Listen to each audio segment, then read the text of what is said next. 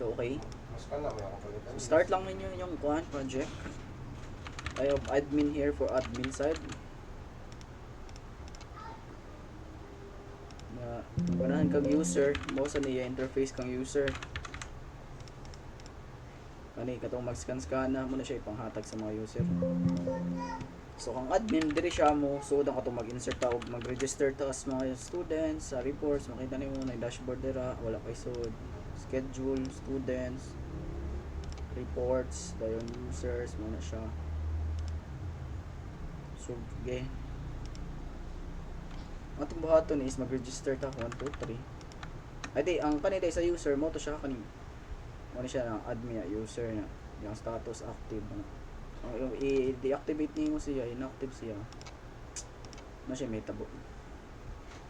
Okay, so ang first ninyo buhaton is mag-add mo kuan student, for example, Alvin, Miranda, Bantilan alvin11@gmail.com.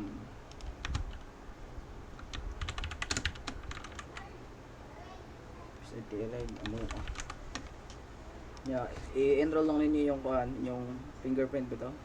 Need siya upat ka sample. So okay na siya. Kana chap. Makita niyo ang student ID is 1 to 3. So ato siya butang picture bi para. Okay. So next, so schedule. Ari ta mag-add schedule. Ang kanisa day is panitan for ko amin siya mga irregular students kay for example wa siya ay klase anong Monday ana bitaw. Di siya mo check. So for example 1 to 3 man to no ato lang sayo pon 1 to 2 subject ay ASP baka web dev. Yan di butang na to. Thursday man to na butang na to Monday. Thursday ron gaks Friday. Thursday ron. So 8 AM to 11:59. So 1 to 9. Manta lang 9.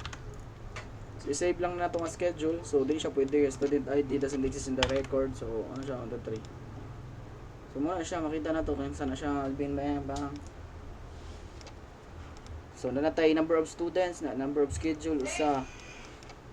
Gana na ang dashboard. The report. So, panay sod. No. Wala siya sod. So, log out ta. Ato ito kang verify.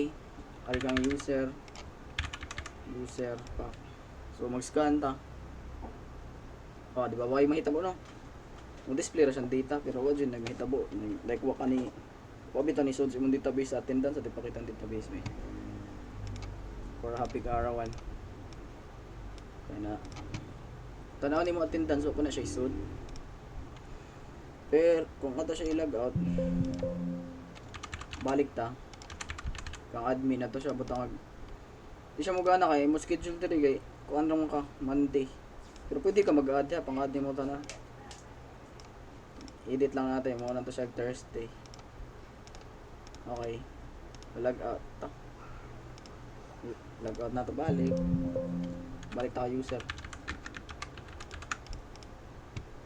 So scan niya to that means successfully siya pero may tabo diha. To early to time out kay na siya 5 minutes allocation. Pero may tabo diha kay na kay di ba na schedule nga 8 AM to 11:59 nato sa morning. May tabo na matik na to absent kay unsa namang oras ron niya mo pay pag-log in mo. So matik to siya absent. Para ito prove ato siya ipakita. Ara. So absent imong morning kay na schedule sa morning supposedly. So absent ka. Okay? So mo ni siya inyong system dayon. Mura na, bisag kapila pa ka mag-scan dito. Ito. Mura siya, magsige na, nagpop up too early. So tayo mga, kung makalimot ka, problema, ano mo? May tabo dahil, for example, ang may tabo kay nasa code. Close na ito, close na ito. Sa timer, asam tong verify capture. Nasa code nga, inig-abot sa 11, ato 10 at 10. Try. Igabot sa 10 man ni kanin 22 ya. Igabot ana kay tanan nga student kana i schedule on that specific day, for example Thursday pero wa siya ni pan so automatic na makakuan siya, manuda na absent siya tanan. Ya para to prove sa dato siya i-adjust sa orasa ron. 455. So ang 455 kay 12, 13, 14, 15, 16. So 16 ni ato lang siya i-kuan na i-adjust nato. 1657 lang. 57. Na ako i-delete sa database ang kuan. Kani yagi panso-panso dira. Panawawa wa ko ni panso ron na. Like kahurot sa oras, meaning naman tayo specific time diri sa atong code. May tabuan na. Okay, kabutan na 57. User. Sagdiraan na. Dita mo scan na ya, pabuto na tong oras. Time check is 4:55, adara day oras eh. Tanaw na lang yung oras sa bro. Pero i-depend ninyo ba makaina kuan mo. Matubag mo ani. So wait lang sa nato ay 57 ani 4:57.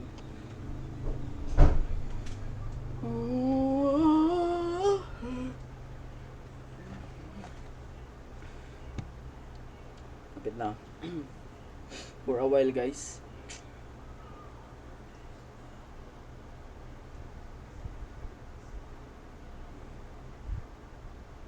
No. 7 seconds.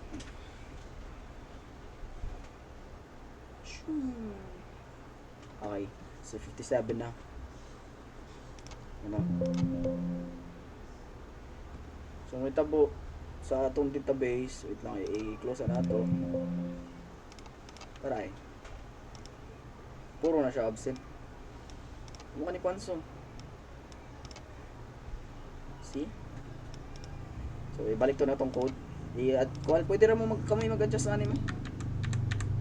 Balik na nato. Ibalik na to 22.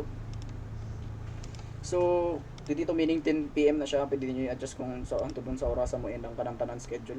So balik na to kang admin para sa reports di ay makita kung siya absent ba tawhana. Makita na to sa reports. Then pwede na tayo filter by date niya. Pwede na mo siya i-print.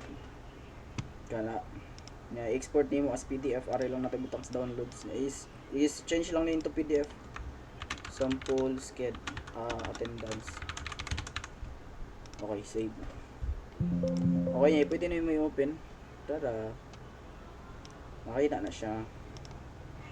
Absent siya. Okay niya. Ang sa report, pwede dito mo search by ID 123. 122. Wala siya. Kaya wala na nga ID.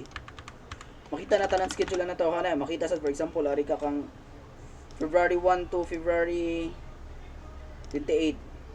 Filteran nimo no lang. Kana ma-view yo. Kani siya pwede siya kung ganahan kay print as PDF. Pwede sad no. Kana makita ra na stable code. Okay, so mao ra ninyo ha. Okay, sa kuan data. I-delete sa nato no kung unsa may tabo. ID para nara logic na mag-get sa na siya. Ora na inyo ha.